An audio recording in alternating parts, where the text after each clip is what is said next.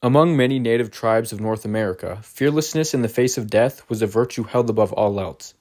This was especially prominent among the Plains tribes, with there being dozens of examples of Plains warriors boldly challenging death itself.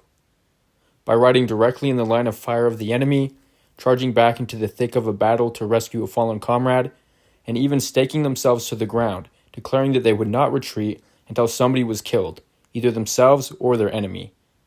But even in this culture of countless brave warriors, there was an exclusive group of men among the Crow tribe who took things to a whole nother level: the Crazy Dogs of the Crows.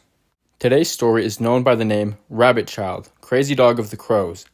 But before we get into Rabbit Child's story, who were the Crazy Dogs? In a quote from the book The Way of the Warrior, Stories of the Crow People, compiled and translated by Henry Old Coyote, it says, "Crazy Dogs were members of an exclusive club who vowed to die at the hands of the enemy. A crazy dog pledged to face the enemy in a most hazardous situation, in which life was exposed to the ultimate threat, and to face the fighting fearlessly and without retreat, to die in the process if that was to be. If he lived through it, he had completed his vow, and surviving that vow, he was not bound to do it repeatedly until he was killed. A crazy dog's vow might have come into play during a confrontation between the Crows and an enemy when there was a standoff with neither side gaining an advantage. If word came through that there was a standoff, the crazy dog seized the moment. He would fearlessly plunge into the enemy's fortifications and take as many with him as he could, trying to tip the balance in favor of the Crows. While the enemy was occupied with this fearless one, the other Crows would follow him into the fray, breaching the enemy defenses. Such was the usual strategy and function of the crazy dog. He would become a legend thereafter, whether or not he lived." The story of Rabbit Child starts during a severe winter in Crow country, where the snow got so deep that deer would get stuck and freeze to death. Crow men, also suffering from this harsh winter, would take advantage of this and collect the deer for food. Rabbit Child was out doing this one day, but he was having trouble getting through the deep snow himself. Rabbit Child had taken an arrow in the knee during a battle in the past. His leg had healed well, but he had trouble fully bending his knee. After failing to retrieve the deer, he said, quote, "I am not old yet, but there will be many times when I am pitiful. I can only see years and years of frustration because of my condition. Rather than face that, I will die. I will die as if it meant nothing." Rabbit Child had made a crazy dog vow, and word spread to his close family and friends. Fast forward to that next spring, the weather was now good and the crows were gathering together, happy to be done with the winter. There was a large group of mountain crows camped just east of present-day Livingston, Montana, under Chiefs White Temple and Sits in the Middle. It was a happy camp with hundreds of people. Games and songs filled the camp as far as the eye could see. All of a sudden, a piercing cry went through the camp. It was the yell of a warrior who wanted attention. People stopped to go see what was going on. It was Rabbit Child. He was riding a fine war horse, the horse and its rider decorated in eagle feathers and painted red, the color of the crazy dogs, meant to represent blood. He was singing a war song of the crazy dogs. He was announcing his intentions to the large camp, and people gathered around to watch him. In a loose English translation, he sang, "I am looking for a fortification where the enemy is embattled. I will go enter it." Men and women alike cried out their support, as crazy dogs were seen as heroes. Rabbit Child dismounted, and a special singer was sent for, as only a few knew the special crazy dog songs. People came from all over the camp when they heard the unmistakable drumbeat and song of the crazy dogs. And the book says, quote, "Never before had there been so many people to witness a single person dancing as now crowded to see Rabbit Child." The next day the ritual was repeated, with an even larger crowd coming to watch Rabbit Child. He danced again, and as the dancing became extremely intense, he stopped and pulled out a small rifle, saying, quote, "Just in case I might have a tendency to become weak of heart, I will give it a try." He then shot a hole through his own foot with the rifle. People gasped, but Rabbit Child showed no reaction. The song started again, and he continued to dance. For the next few months, word of Rabbit Child's vow spread from band to band, until it seemed that all the crows knew his name. It was now the beginning of summer, and the large camp split into groups and spread out for the season. The largest group headed toward the Highwood Mountains, where they were sure to clash with their enemies, the Piegan and the Gros Ventre. The group Rabbit Child traveled with headed west towards the Yellowstone River, close to the territory of their most fierce enemy, the Lakota and Cheyenne.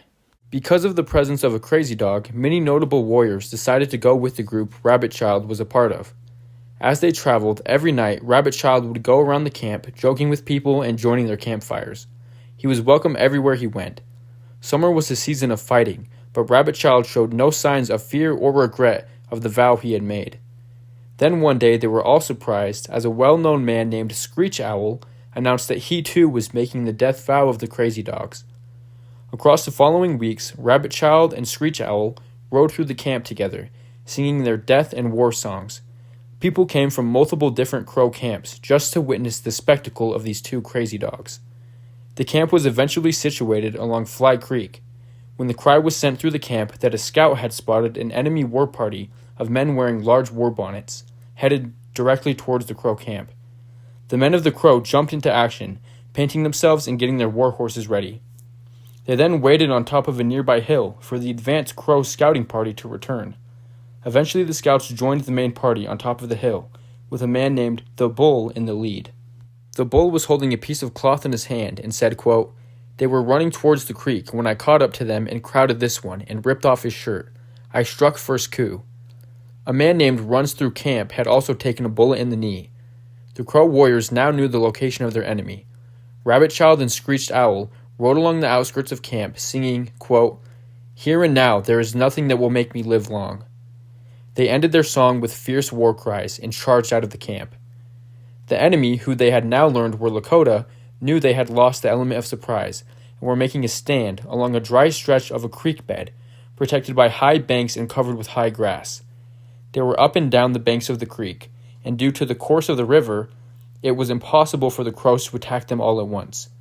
Crow after Crow made charges at the enemy from the flat ground on the sides, but were repeatedly pushed back with multiple horses being wounded. The Crow could not penetrate their defenses, and the Lakota could not make an assault of their own or retreat, as the Crow had them pinned down with consistent rifle fire. It was a classic standoff. A cry went through the Crows. It was the Crazy Dogs. They were advancing on the enemy, with Rabbit Child still limping from his foot injury. The two Crazy Dogs scouted around to find the best place of attack. They returned, and one of the Crow warriors said to Rabbit Child, quote, "Your friends are embattled in the creek bed. We fire on them, but we can't seem to move them out or do anything with them."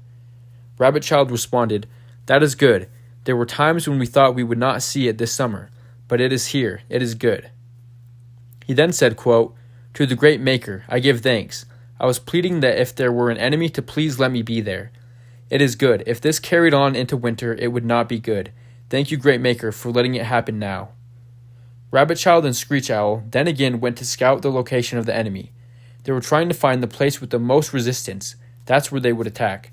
They drew some fire but were able to return once again to the Crow line safely. They made the announcement to their fellow warriors that they were going to make their charge and draw the enemy fire, and that the warriors should follow them if they wished. The two Crazy Dog Crows readied themselves, smiling the whole way. They then charged directly into the fiercest Lakota resistance. Dozens of shots were fired in seconds, and Rabbit Child and Screech Owl both fell dead, taking around half a dozen bullets each. But even as the two Crazy Dogs fell, the Crows fell upon the still reloading Lakota, and chaos erupted all across the riverbank, with Crows firing their rifles, then drawing their knives and tomahawks. The close-quarters combat was brutal, and the Lakota were wiped out to a man.